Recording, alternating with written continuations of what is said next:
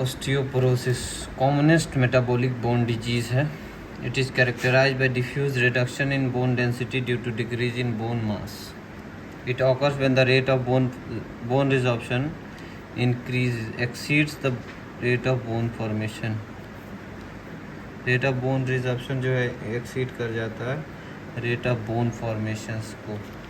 Causes male में क्या है, age more than 70 years of age male में, और इसमें फीमेल में menopause post menopausal more than 50 around 50 to 60 years of age में. Post mobilization bedridden patient है उसमें भी कॉजेज हो सकता है. प्रोटीन डेफिशिएंसी का बहुत सारा कारण हो सकता है. Inadequate intake, malabsorption, excess protein loss, third degree burns, chronic renal failure, Cushing disease and syndrome, excessive steroid production होता है internally, hyperthyroid state, long term steroid therapy और फिनोबार्बिटॉन थेरेपी ड्रग्स लाइक. ये सब drugs लेने से क्या हो सकता है, ऑस्टियोपोरोसिस हो सकता है. Clinical features generally presents with asymptomatic unless the complication. जब तक कोई कॉम्प्लिकेशंस नहीं होता तब तक कोई प्रेजेंटेशन नहीं होता है. एसिम्प्टोमेटिक होता है, फ्रैक्चर्स के साथ प्रेजेंट करता है patient generally. Loss of bone mass leads to loss of strength of so that the trivial trauma can cause a fracture. तो नॉर्मली ट्रिवियल ट्रॉमा भी फ्रैक्चर कर सकता है ऐसे ऑस्टियोपोरोटिक पेशेंट में.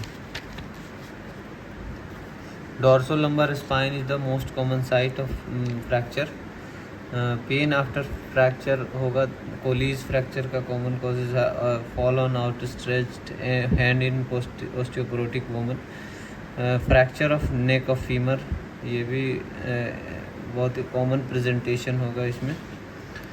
और एग्जामिनेशन जो है सबटल फाइंडिंग्स होता है इसका. इसका जो है कैन बी मिस्ड और एग्जामिनेशन पे हम लोग को नहीं मिल सकता है. Slight loss of height, increased kyphosis, मतलब बेंडिंग हो जाता है, फॉरवर्ड बेंडिंग काइफोसिस में due to compression of anterior part of the vertebral bodies. Radiological features में more reliable decrease bone mass दिखेगा इसमें रेडियोलॉजिकली, लेकिन 30% ऑफ बोन मास लॉस होगा तभी एक्सरे में अपेरेंट होगा. लॉस ऑफ वर्टिब्रल हाइट होगा. कॉडफिश अपेयरेंस, कॉडफिश माउथ अपेयरेंस होगा. क्यों? डिस्क बल्ज कर जाएगा. जब बोन्स वर्टिब्रल बॉडीज जो है लॉस होगा, बोन मास लॉस होगा तो यहाँ डिस्क जो है बल्ज कर जाएगा. और ground glass appearance of bones होगा. Lab investigation generally calcium phosphate, alkaline phosphatase भी नॉर्मल लिमिट्स में ही रहेगा. टोटल प्लाज्मा प्रोटीन और एल्ब्यूमिन कम हो सकता है. डेंसिटोमेट्री होता है जनरली. डेक्सा स्कैन जो होता है एक्सरे बेस्ड डेंसिटोमेट्री होता है. और डेक्सा स्कैन में जो है हमको गोल्ड स्टैंडर्ड टेस्ट है.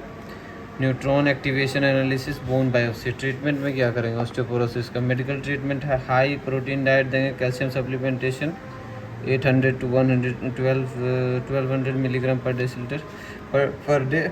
एंड्रोजन्स देंगे, एस्ट्रोजन्स देते हैं पोस्ट मेनोपॉजल वुमेन में.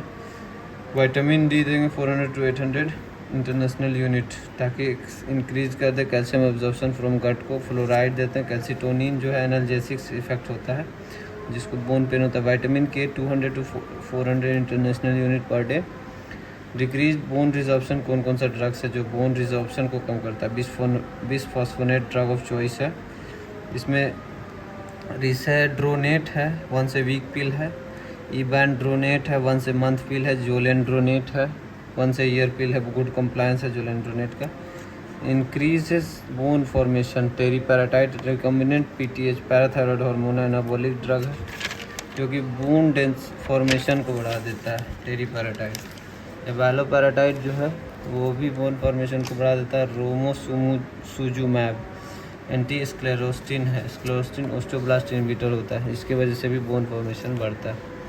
बोथ मैकेनिज्म स्ट्रोंशियम ग्रेनुलेट करता है कि ये strontium granulate decrease bone resorption करता है और इंक्रीज बोन फॉर्मेशन करता है.